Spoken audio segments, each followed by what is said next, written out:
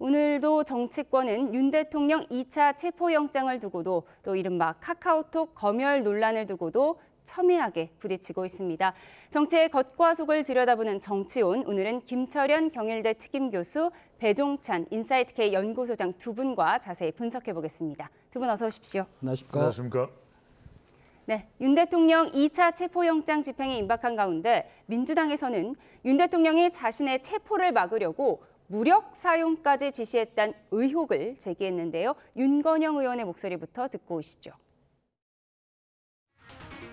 윤석열 씨는 1월 12일 경호처 간부 5, 6명과 오찬을 하면서 다시 한번 무기 사용을 이야기했다고 합니다. 나를 체포하려고 접근하는 경찰들에게 총은 안 되더라도 칼이라도 휴대해서 무조건 막으라는 지시를 했다는 것입니다. 이 제보가 사실이라면 너무나 충격적인 이야기입니다. 차마 믿기 힘든 내용입니다. 경호법상 현 상황에서 경호관들이 총기와 칼 등 무기를 사용하는 것은 명백한 불법입니다. 네, 이 같은 윤건영 의원의 오늘 인터뷰에 대한 대통령 측 반박도 그래픽과 함께 전해드립니다. 무기 사용을 독촉했다는 윤건영 의원의 주장은 허위사실 공포라며 대통령이 물리적 충돌을 부추기는 듯한 오해를 불러일으킨 건 전혀 사실이 아니라고 밝혔습니다. 대통령은 평소 일상적인 업무 매뉴얼에 의한 적법한 직무 수행을 강조했을 뿐이라는 반박 내용 함께 전해드립니다.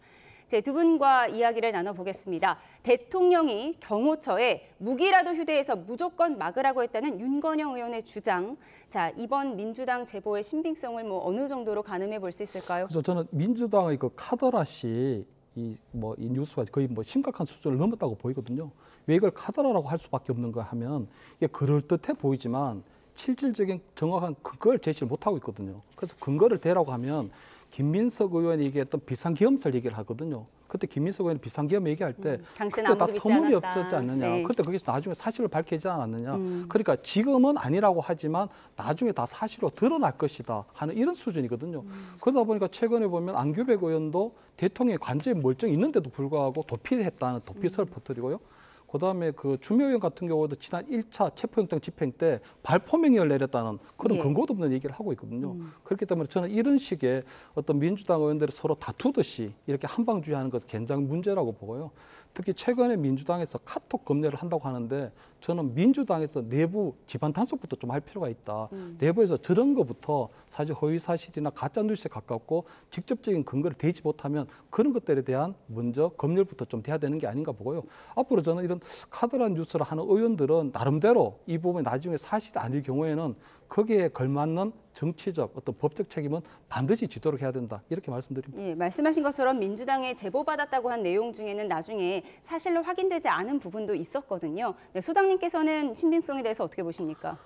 그렇습니다. 이미 윤건영 의원이 어떤 상태인지를 분명하게 이야기를 한 것 같아요.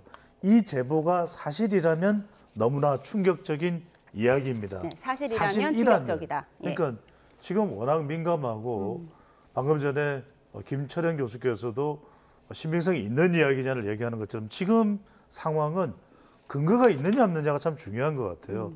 그렇다면 윤건영 의원은 오히려 근거를 더 제시하고 뚜렷한 근거를 제시하면서 대통령의 발언이었다. 이것을 주장하는 것이 더 설득력이 있겠죠. 그리고 그래야 되는 시기입니다. 단순히 그냥 주장만을 이야기하면 결과적으로는 또 진영 대결 또는 이념 대결 이런 상황이 또 벌어질 수밖에 없는 것이거든요. 오히려 지금 민주당에서 더 적극적으로 펼쳐야 되는 주장이라기보다는 사실에 근거한 이야기는 윤석열 대통령에게 왜 체포영장을 받지 않느냐 이걸 적극적으로 이야기하는 것이 더 적합한 표현이 되겠죠. 왜냐하면 체포영장에 대해서는 적법한 절차에 의해서 발부가 됐다라는 것을 서부지방법원에서도 이야기를 했고요. 그리고 법원 행정처에서도 이것이 법원의 다수의 의견으로 인식하고 있다라는 이야기도 했습니다. 그러니까 일각에서 제기되는 중앙법원이 아니라 서부지방법원이기 때문에 이것을 받아들이기 힘들다는 이야기는 설득력이 없다는 것이거든요. 그러니까 민주당은 일상적인 국민을 위한 민생의 이 국회 의정 활동을 계속하면서 이 부분에 대해서 분명히 적극적으로 제시하면 됩니다. 얼마나 많은 국민들이 한남동 인근에서 이렇게 대치 국면이 벌어지고 있느냐. 예. 이 체포영장을 받아들이지 못하는 이유가 뭐냐. 윤석열 대통령은 그 부분에 대해서 답변해 달라. 경호처 차장은 지금 대응을 하고 있으니까 경호차장은 그것에 대해서 답변해 달라. 예. 이런 주장을 하면 되는 것이겠죠. 예. 윤건영 의원의 주장을 보면 해당 오찬, 이제 무기 사용을 지시했다는 해당 오찬에는 김성훈 대통령 경호처 차장과 이광우 경호본부장, 김신 가족부장 등 6명의 경호처 간부가 있었다. 뭔가 정황을 설명하려고 했던 것 같아요. 네, 지금 보면 김성훈 경호처 차장, 이광우 경호본부장, 김신 가족부장 모두 소환 통보를 받은 상황이죠. 불응했거나 아니면 아직 결정하지 않았거나 이런 상태인 것 같아요. 그래서 아마 이번 공수처에서 두 번째 체포영장 집행할 때는요, 일단 경호처의 수뇌부를 완전히 와해시키고 들어가겠다 이렇게 보이거든요. 그런데 예. 저는 보니까 그 박정준 전 경호처장과는 달리 김성원 차장이나 이광호 본부장이나 김신 부장 같은 경우에는 경호처의 어떤 공채 출신들이거든요. 예. 그렇게 되면 남은 대로 아마 본인들이 2차 체포영장이 집행될 때 여기 대해서 막을 수는 없다는 걸 아는 것 같아요. 하지만 본인들이 평생 예. 경호관으로서 살아왔기 때문에 대통령의 경호를 위해서의 어떤 경호관으로서 어떤 마지막 소명을 다하려고 하는 걸로 예. 보이거든요. 만약에 체포영장 집행을 하는 걸 막게 되면 어차피 공무집행방해나 특수공무집행방해로 법적 책임을 질 수도 있고 공무원 자격도 박탈되고 나중에 영역까지 박탈되는 최악의 상황까지 예. 맞이할 수 있거든요. 하지만 본인들이 평생을 어떤 대통령을 경호를 하는 그런 경호관으로 살아온 이상 본인이 마지막까지 경호처장이 없는 상태에서 예. 경호 수뇌부로서 마지막 경호관으로서의 소명을 다하고 윤석열 대통령과 함께 어떤 정치적 운명도 함께 하려고 하는 것이 아닌가. 저는 그런 부분에서 볼 때는 나름대로 경호관으로서의 태도에 대해서는 저는 나름대로 뭐 이 부분은 좀 평가해야 되지 않겠나 이렇게 보입니다. 예, 김성훈 경호처 차장 등은 지금 현재 경찰과 공수처를 막을 수는 없지만 끝까지 대통령을 지키겠다는 소명감이다. 그렇습니다. 이렇게 분석을 해주셨는데 경찰은 이렇게 경호처 수뇌부를 무력화하는 동시에 대통령 영장 집행을 동시에 수행하겠다. 이런 전략이겠죠. 그렇죠. 그러니까 결과적으로는 합법적인 법 집행을 하고 있다. 두 번째는 이제 국민들이 볼 때 어느 쪽이 더 설득력이 있느냐.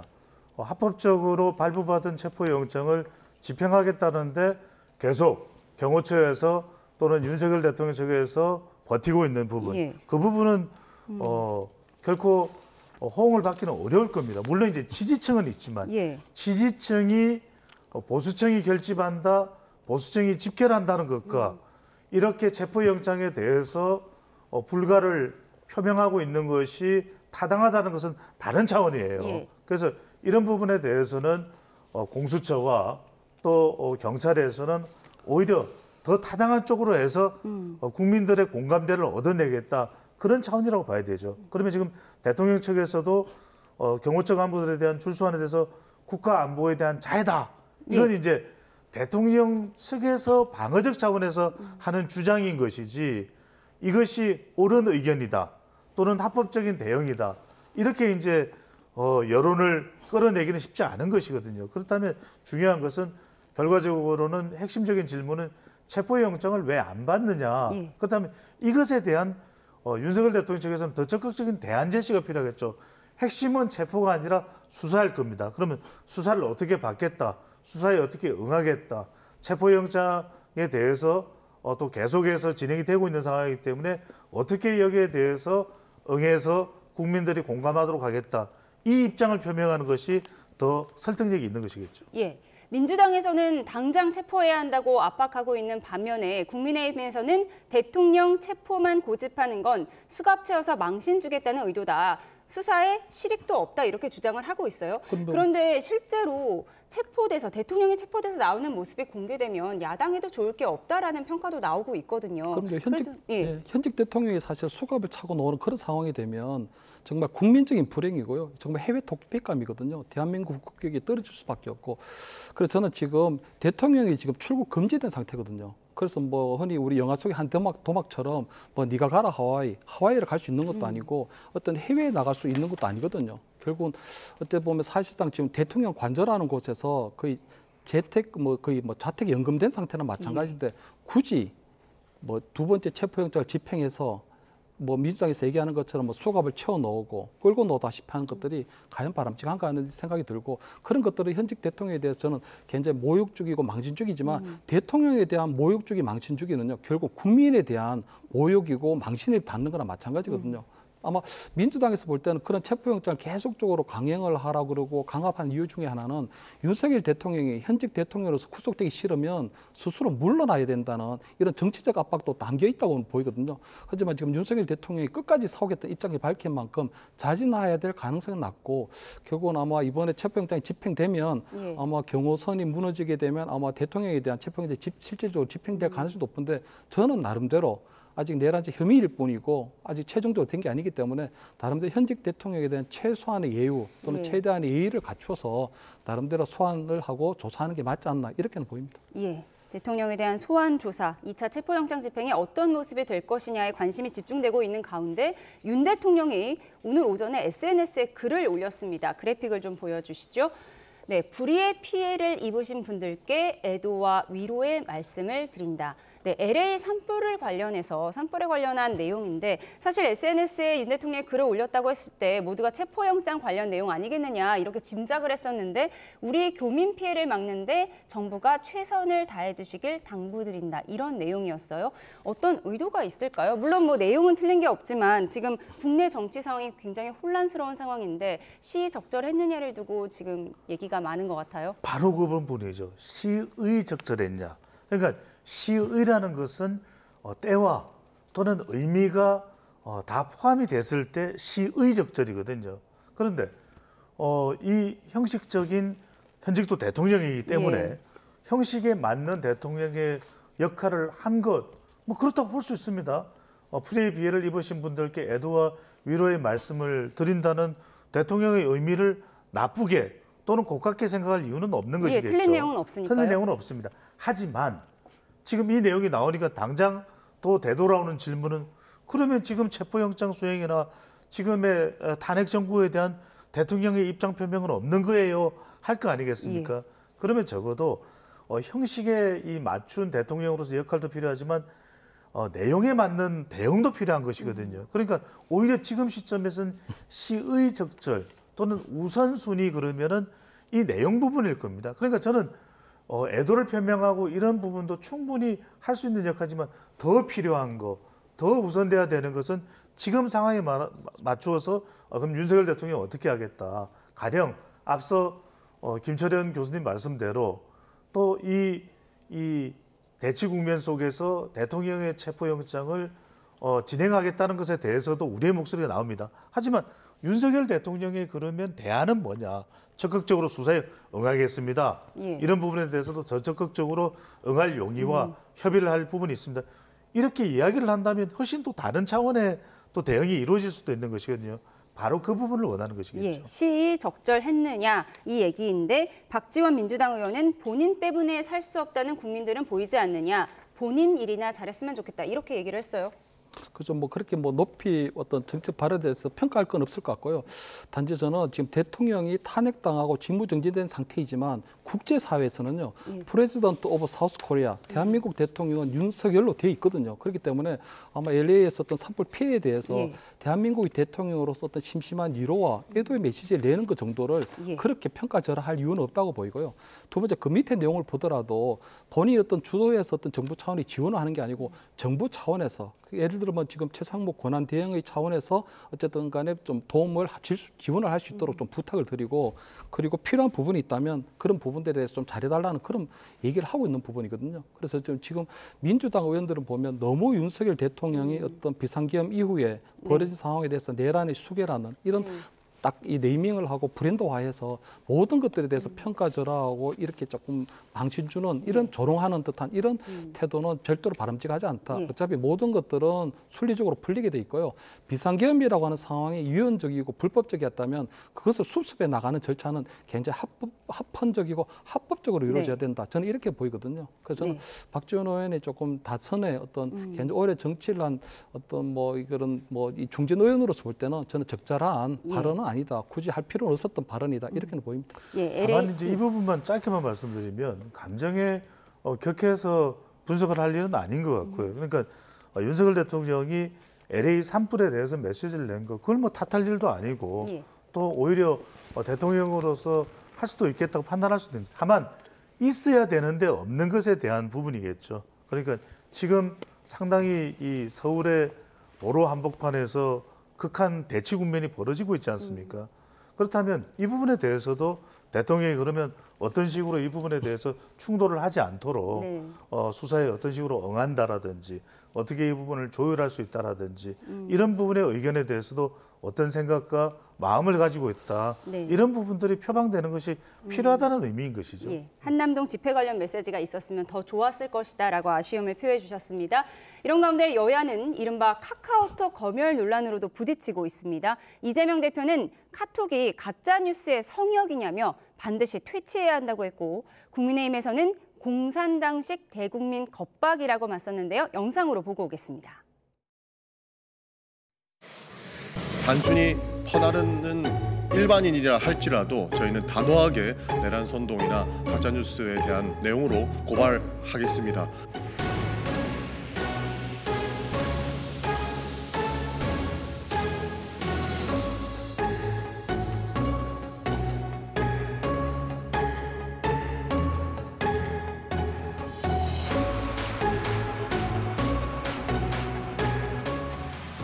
엉터리 가짜 정보로 왜곡되면 주권자들의 판단이 흐려지고 결국 민주공화국은 무너집니다. 민주주의가 바로 서기 위해서는 정확한 정보가 필요하고, 그래서 언론을 보호하는 것입니다. 이 가짜 뉴스에 대해서 문제 제기를 하니까 마치 그게 무슨 문제라도 있는 것처럼 반격을 하고 공격을 하고 있습니다. 카톡이 가짜 뉴스 성역입니까? 애당초 계엄의 정당성 여부를 평가하는 것부터가 헌법에 따른 사법의 영역이고, 이를 한 정당이 내란으로 단정짓는 것부터가 대단히 위험한 발상입니다. 계엄이든 탄핵이든 국민 누구나 다른 생각을 가질 수 있고 자신의 생각을 자유롭게 얘기할 자유가 있습니다. 네, 이른바 카톡 검열 논란.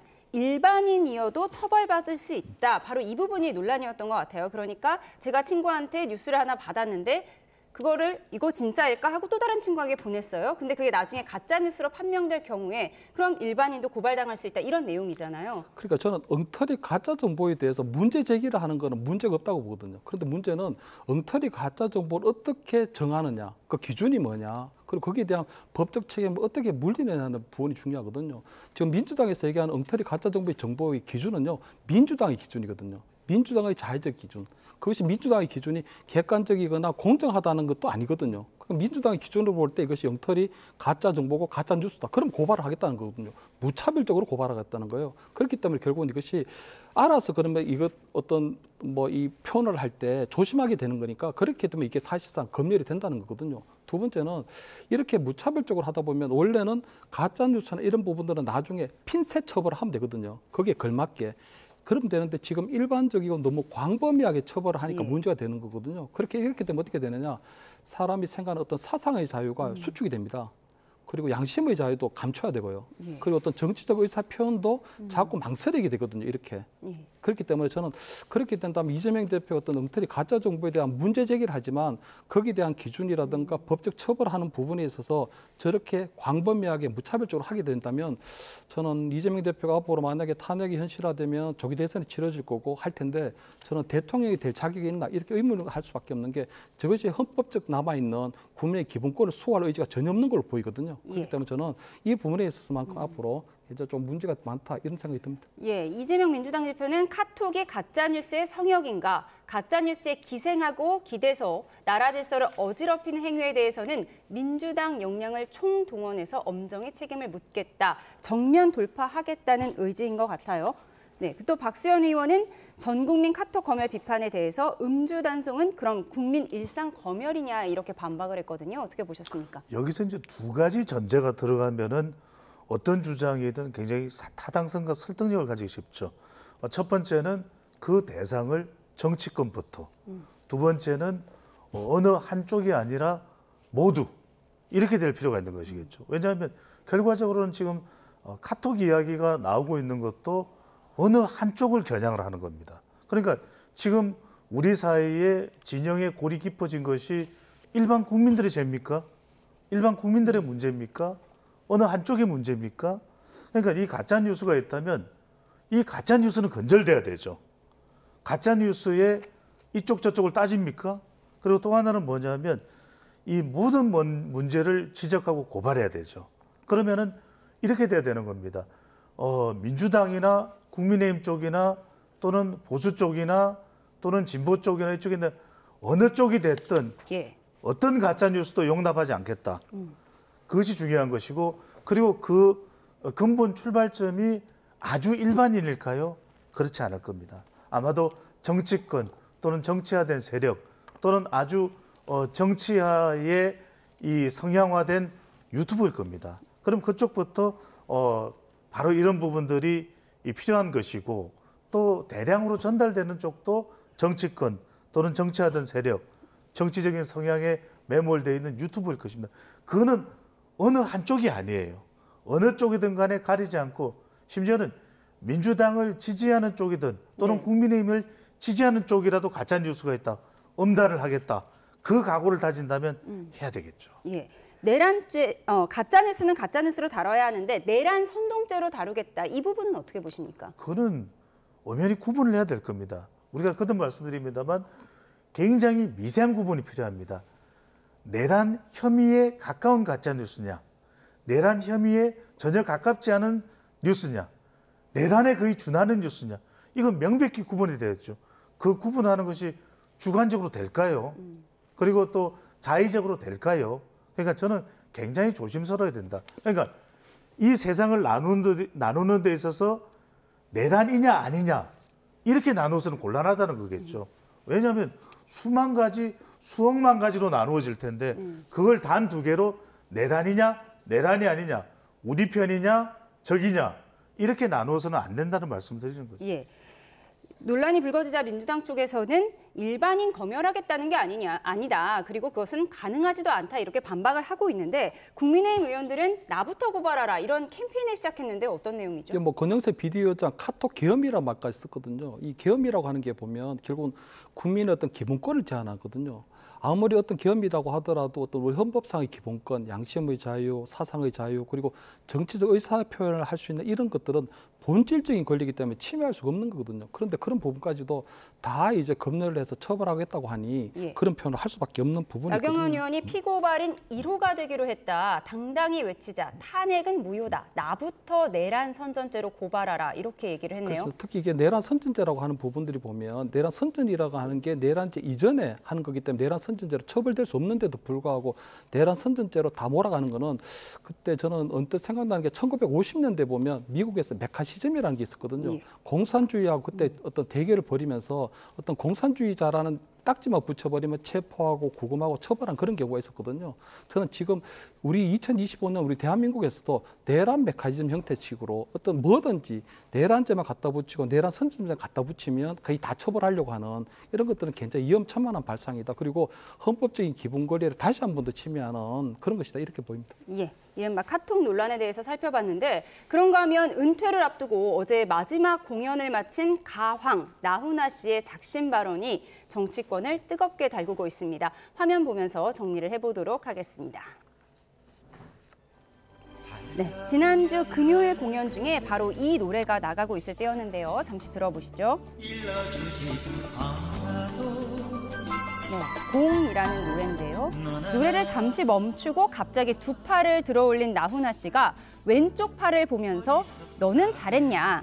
왼쪽이 오른쪽을 보고 잘못했다고 생 난리인데 왼쪽 역시 잘한 게 없다고 했다는 겁니다. 이 얘기를 들은 민주당 발끈했습니다. 입 닫고 그냥 가라. 무슨 오지랖이냐. 계엄도 그냥 넘어가자는 거냐며 비판을 쏟아냈는데요. 이에 대해 나훈아 씨, 국회의원이고 도지사고 자기 일이나 똑바로 하라며 맞받아 쳤습니다. 그런데 정치권을 향한 나훈아 씨의 이런 쓴소리 이번이 처음이 아닙니다. 계엄 나흘 뒤에 열었던 대구 공연에서는 요 며칠 밤을 꼴딱 새웠다. 공연을 해야 되나 말아야 되나 고민이 됐다고 말하기도 했고요. 지난해 4월 인천 공연에서는 김정은 국무위원장을 동물에 비유하면서 맹비난하기도 했습니다. 한편 이번 논란에 대해 국민의힘 박수영 의원은 나 씨의 발언을 어록이라고 치켜세웠고요. 이상민 전 의원은 민주당이 찔끔했느냐고 비판했는데요. 가황의 한마디에 정치권이 내 탓 공방으로 난타전을 이어가는 모습입니다. 네, 가수가 공연 중에 한 한마디가 지금 정치권에 파장을 낳고 있는데 결국 양쪽 다 잘못했다는 건데 민주당이 화가 많이 난 것 같습니다. 예, 저는 뭐 나훈아 씨가 보면 어쨌든 한평생 노래하는 가연으로 살면서 국민들에게 엄청난 위로와 감동을 주신 분이거든요. 어제 아마 콘서트가 본인의 어떤 가수 인생을 마무리하는 마지막 콘서트였던 것 같은데 본인이 아마 마음속에 꾹꾹 담아뒀던 그런 어떤 나라 걱정하는 마음을 하신 것 같아요.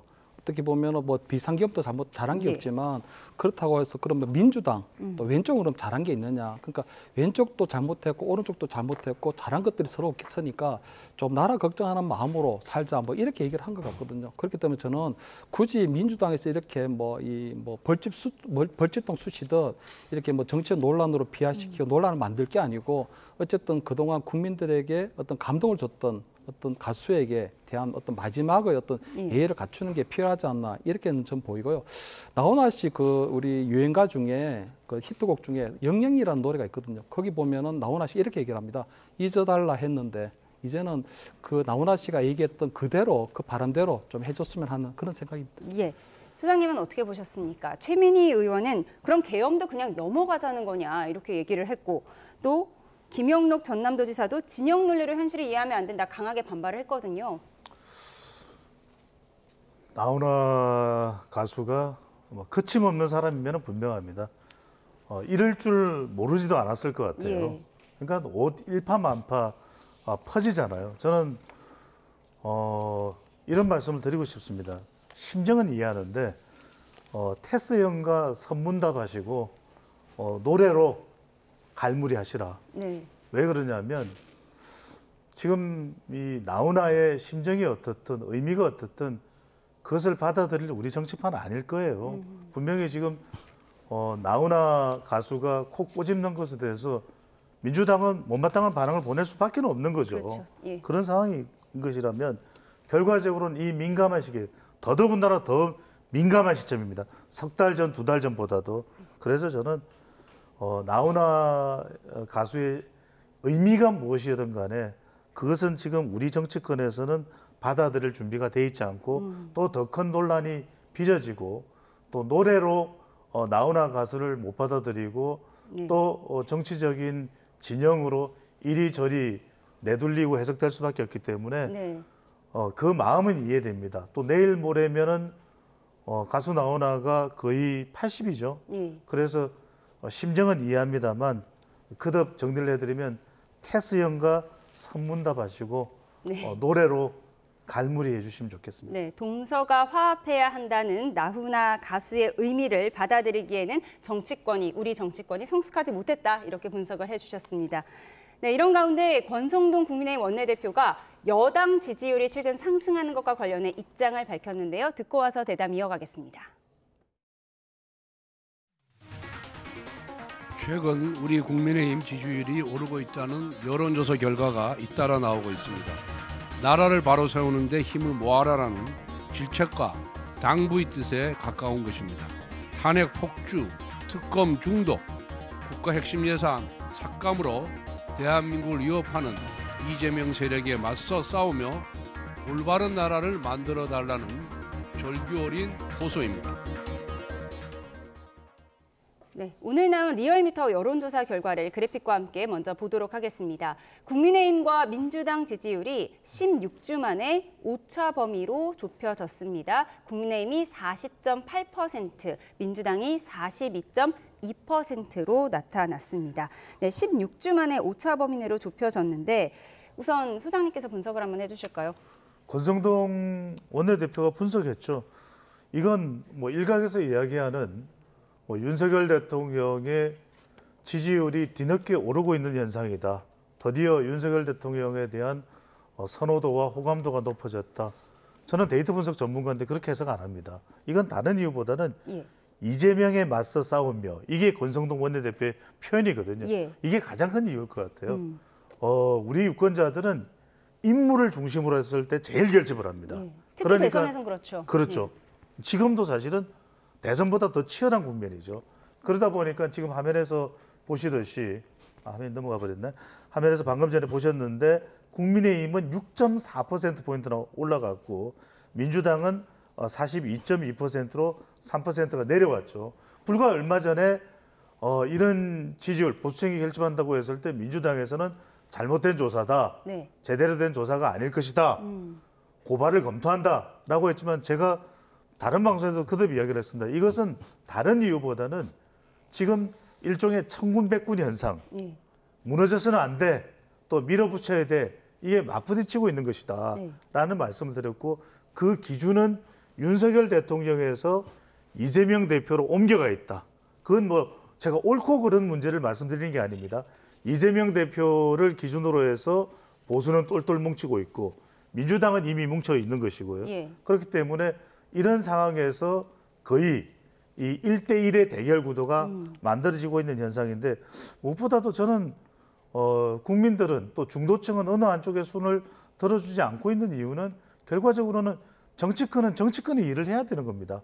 지금 윤석열 대통령은 국민들이 깜짝 놀랄 수밖에 없는 비상계엄으로 인해서 헌법재판소의 심판을 받고 있는 중입니다. 또 수사기관의 수사를 받고 있는 중입니다. 여기에 맡겨두면 됩니다.